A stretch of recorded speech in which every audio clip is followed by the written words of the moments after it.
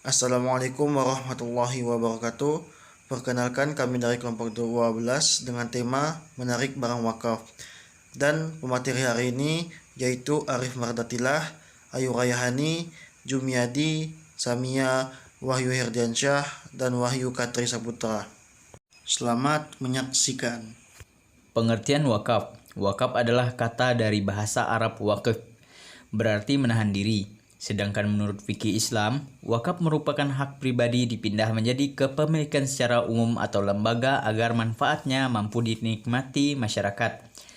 Jadi pengertian wakaf adalah pemberian suatu harta dari milik pribadi menjadi kepentingan bersama, sehingga kegunaannya mampu dirasakan oleh masyarakat luas tanpa mengurangi nilai harta tersebut. Tujuan dari wakaf adalah sama seperti bersedekah, yakni mencari pahala sebanyak-banyaknya. Namun bedanya dengan sedekah, manfaat wakaf dirasakan oleh banyak orang sehingga pahalanya senantiasa mengalir meskipun pemberi wakaf atau wakif telah meninggal. Selanjutnya yaitu macam-macam benda wakaf. Benda wakaf terdiri dari wakaf bergerak dan wakaf tidak bergerak. Wakaf bergerak sendiri dapat kita maknai sebagai suatu wakaf yang disumbangkan atas tanah, bangunan, kebun, sumur, dan benda lain yang berkaitan dengan tanah. Sedangkan untuk wakaf bergerak sendiri dapat kita maknai sebagai suatu wakaf yang disumbangkan berupa uang logam, kendaraan, dan lain-lain sebagainya. Jadi kurang lebih ada dua kondisi. Yang pertama, benda wakaf boleh ditarik kembali ketika benda wakaf tersebut tidak difungsikan sebagaimana kemauan wakif. Nah, perlu kita ketahui, dalam ikrar wakaf, bahkan dalam akte ikrar wakaf, sudah menyebutkan bahwa benda wakaf tersebut diperuntukkan untuk apa. Misalnya, benda wakaf tersebut diperuntukkan untuk membuat tempat ibadah seperti masjid. Namun, nadir tidak melaksanakan sebagaimana peruntukan kemauan oleh si wakif, malah dijadikan untuk warung ataupun koperasi begitu. Misalnya kan dalam suatu yayasan si pewakif ini mewakafkan tanah kepada suatu yayasan, namun si nadir pada yayasan ini tidak melaksanakan sebagaimana kemauan oleh wakif, maka kondisi tersebut bisa ditarik kembali oleh wakif. Kemudian yang kedua, wakaf berjangka waktu atau muakkad. Nah, apa itu wakaf jangka waktu? Adalah aset wakaf berupa barang atau harta yang diberikan oleh wakif kepada nadir untuk dikelola dan diambil manfaatnya. Namun, dengan perjanjian untuk mengembalikan aset pokok wakaf kepada wakif ketika jangka waktu yang sudah disepakati habis. Nah, hal tersebut berdasarkan pendapat Imam Malik bahwa wakaf jangka waktu hukumnya sah dan boleh dilaksanakan.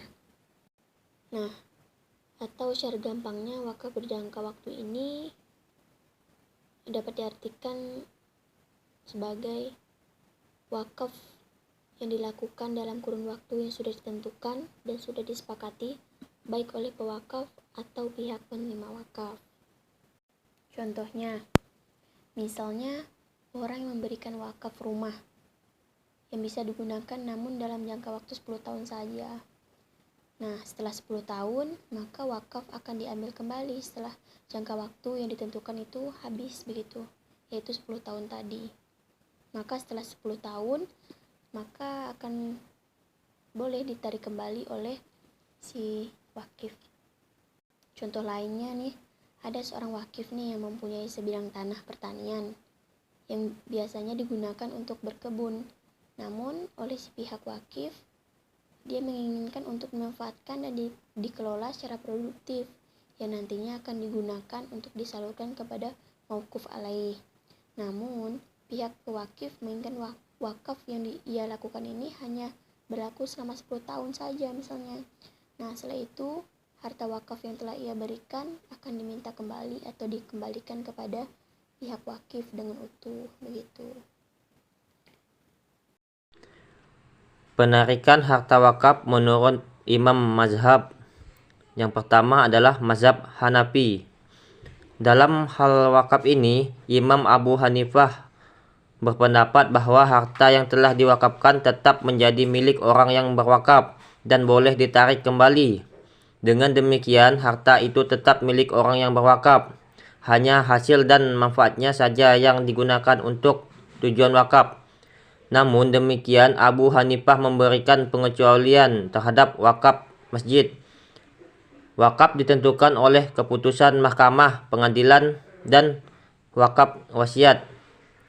Ini tidak boleh ditarik kembali.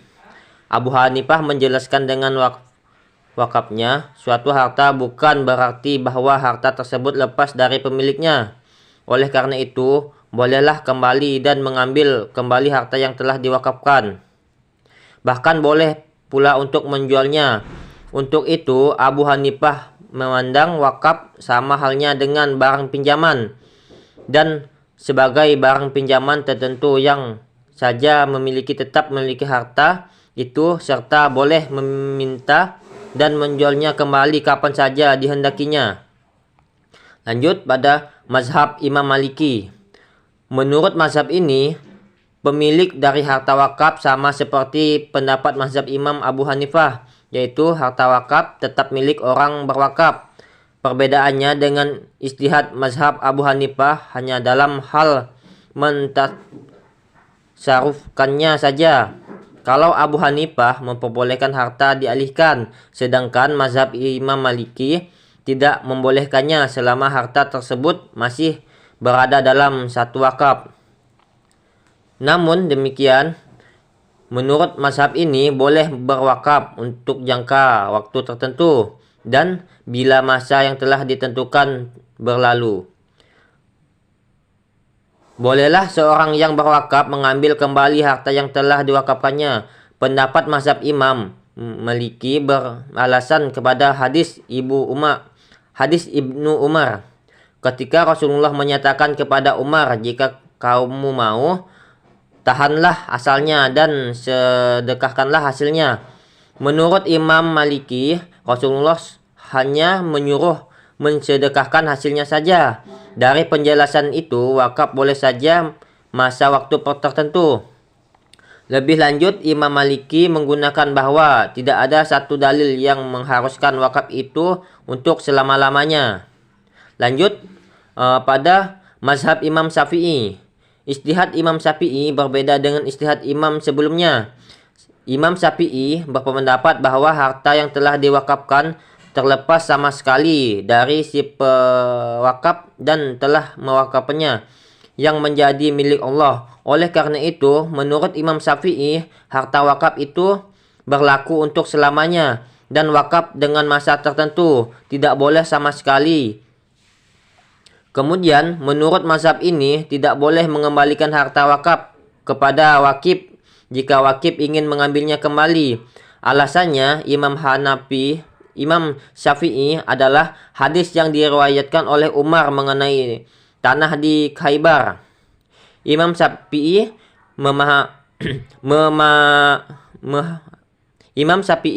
memahamkan bahwa tindakan untuk mensedekahkan harta dengan tidak menjual, mewariskannya, dan tidak menghibahkannya pada masa itu didiamkan saja oleh Rasulullah. Manakala diamnya Rasulullah itu sebagai hadis tarkik. Karena itu wakaf itu berlaku untuk selama-lamanya. Selanjutnya adalah penarikan barang wakaf oleh ahli waris. Benda atau tanah yang diwakafkan bukan lagi hak milik yang mewakafkan, dan bukan pula menjadi hak milik tempat menyerahkan benda yang diwakafkan. Dengan adanya ikrar wakaf, maka terlepaslah hubungan hukum kepemilikan tanah dari pemilik awalnya. Pasalnya, wakaf yang telah diikrarkan tidak dapat dibatalkan. Hal ini didasari atas pasal 3 Undang-Undang Wakaf. Harta benda yang sudah diwakafkan dilarang dijadikan jaminan, disita, dihibahkan, dijual, diwariskan, ditukar, serta dialihkan dalam bentuk pengalihan hak lainnya. Jadi, siapapun yang ingin menjual ataupun mewariskan dapat diancam pidana penjara paling lama 5 tahun atau pidana denda paling banyak 500 juta rupiah. Bisa disimpulkan dari penjelasan di atas bahwa ahli waris tidak dapat atau tidak berhak untuk mengambil tanah wakaf itu kembali. Nazil berasal dari kata kerja bahasa Arab nazara yanzuru nazaran yang mempunyai arti menjaga, memelihara, mengelola, dan mengawasi. Adapun nazir adalah isim fa'il dari kata nazir yang kemudian dapat diartikan dalam bahasa Indonesia dengan pengawas atau penjaga. Sedangkan nazir wakaf atau biasa disebut nazir adalah orang yang diberi tugas untuk mengelola wakaf.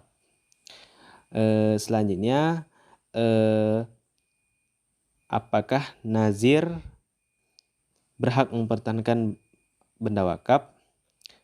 Nazir yakni dalam konteks ini berhak mempertahankan harta benda wakaf karena memang sudah kewajibannya atas tugas mempertahankan benda wakaf, dan juga nazir berkewajiban mengelola dan mengurus harta benda wakaf sebagaimana dalam kedudukan nazir wakaf dalam Undang-Undang Nomor 41 2004. Nazir wakaf adalah orang atau badan hukum yang memegang amanat untuk memelihara dan mengurus harta wakaf sesuai dengan wujud dan tujuan wakaf tersebut. Mungkin itu saja yang bisa saya sampaikan.